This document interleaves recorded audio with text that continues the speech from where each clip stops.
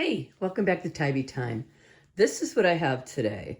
I found this mix in a local grocery store. I have had desserts in restaurants that are flourless chocolate cakes that were incredible. And I've tried to recreate them from recipes online, and I'm not able to do it justice. So let's just see if this can come close. Look, it already has the baking pan with it. This is the mix, and I'm thinking this is the ganache topping. So it says you'll need 1/3 cup of unsalted butter and 2 eggs. So I have that. And I'm going to preheat my oven to 375 degrees right now. And I'm going to put the butter in a medium microwave safe bowl and melt the butter. And then I'm going to add the mix to the melted butter. Stir until blended, and then microwave that for 20 seconds. So I'll be right back. Right, we've got the 1/3 cup of butter melted. It actually says 1/3 cup of unsalted butter, and I'm not gonna lie to you, this is salted butter, because that, my friends, is what I have, and I'm not gonna go and buy something special for a mix, and that's what cooks do. You use what you have. So let me get this thoroughly mixed, and then it's going to go into the microwave for another 20 seconds. So I want you to see, I've never made this before, so we're doing this together for the first time, okay? And this is globbing all up. Okay, let me get all this out of here. And then, all right, I'm going to get this out of the whisk and stir it with the spoon, and I'll be right back before I put it in the microwave. All right, you guys, I have this. It says until blended.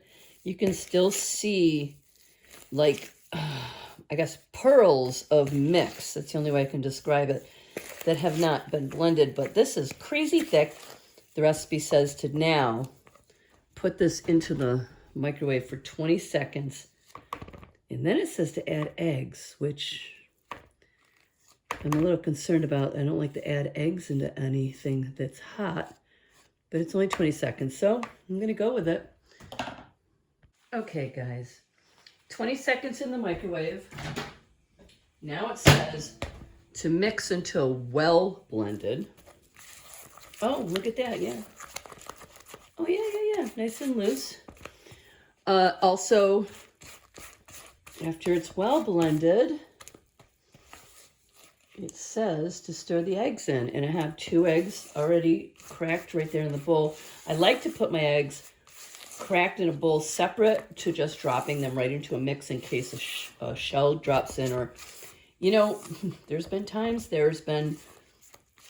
like a rotten egg, you know? You'd hate to have a rotten egg ruin your entire batter. So I like to crack them separate. So I'm going to put these in.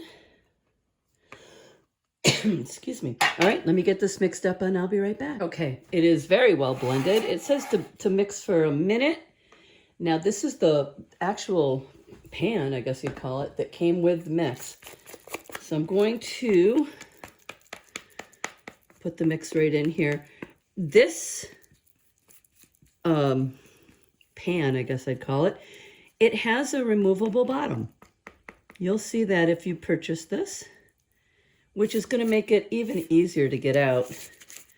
I wanted to butter or spray, but I didn't, because it didn't tell me to. So let's,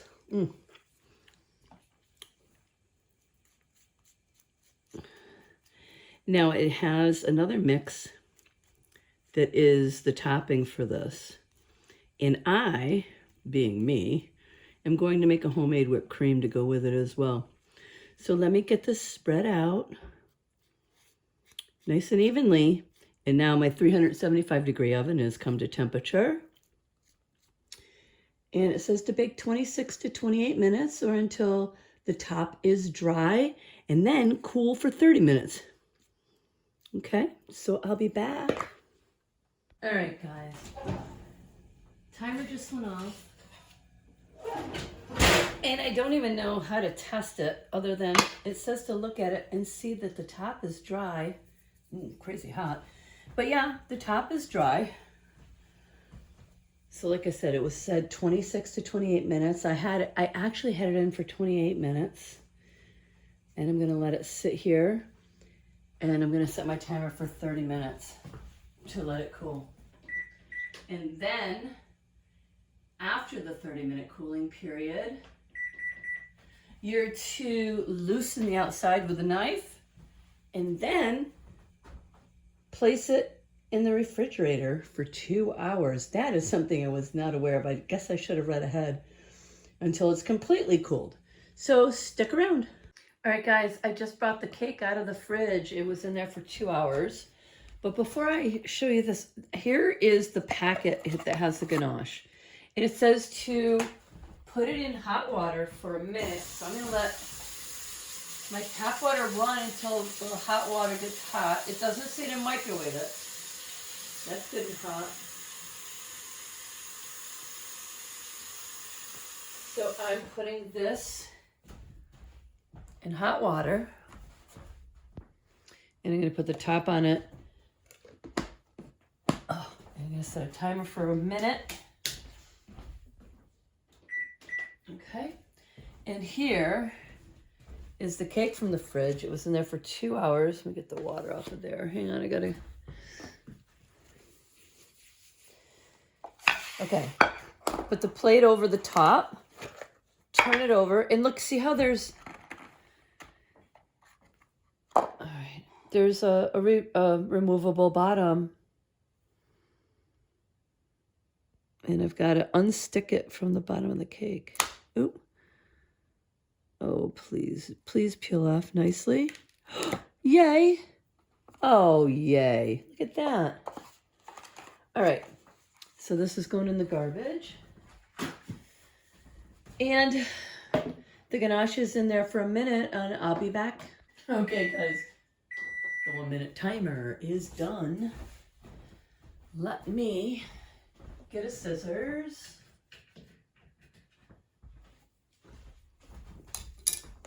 I'm wondering if I should put this in something else. It's easier to, because this is going to have to go back into the refrigerator. All right, and it says to kind of smoosh it around inside the packet to make sure everything is combined, I guess. Okay, I'm just trying to think what I have.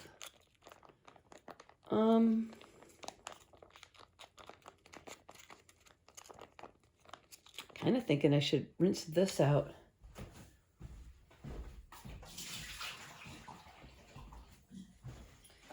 Is that looking like a right size? You know what? I'm gonna. All right, give me a second. All right. So I've gone in a new direction because this cake is going to have to go back in the refrigerator after you put the ganache on top. Let me read the instructions. Place dark chocolate ganache pouch in a bowl of hot water for 1 minute. Do not microwave. Squeeze ganache pouch. Squeeze it. This is what, for 10 seconds until soft, which I've done. Now, cut off the end of the pouch. Squeeze the ganache over the torte. Okay. And then spread it. So, and I'm putting it in here. It's probably not going to be easy to get it back out of here. But squeeze ganache over torte, spread ganache to edge of torte, and let some fall over the side. Refrigerate until serving, and then store leftovers in refrigerator. And I am not going to serve this tonight, so that is why I was like, what can I put this in? Oh, look at that. Because I'm going to make a homemade whipped cream next. Because that's what I want to serve on this. And I wanted to put some berries on it as well. I don't have any right now, but I will tomorrow. So tomorrow I'll make a whipped cream video and show you the end result of this. Oh, that's beautiful. That is freaking beautiful. Okay, let me spread that around a little bit. I'm going to use a brush.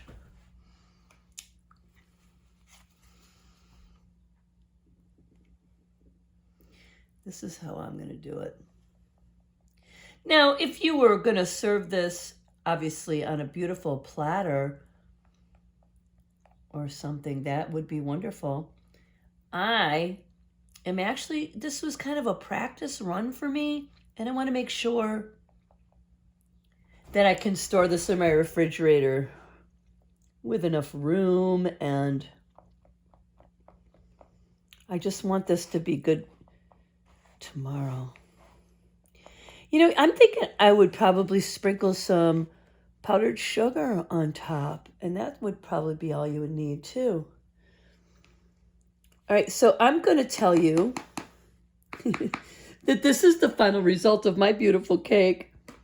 I'm going to cut into it. What the heck? Hang on.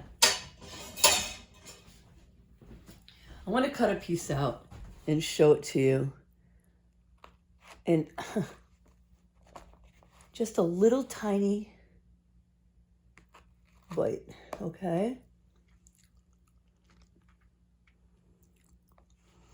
Because I can't even imagine what this is going to be like. All right. I'm going in without a look. Okay. This is what I wanted to see. See the consistency of that? I don't know if you can. Oh my God.